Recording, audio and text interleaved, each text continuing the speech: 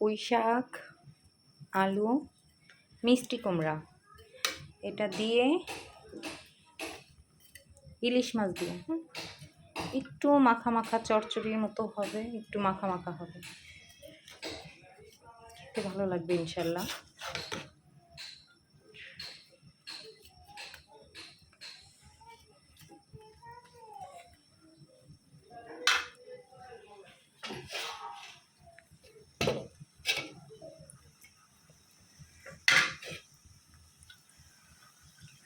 ইলিশ মাছটা আগে জাল দিয়ে রাখতে হবে, তাহলে গ্রানটা ভালো হয়, খেতেও ভালো লাগে।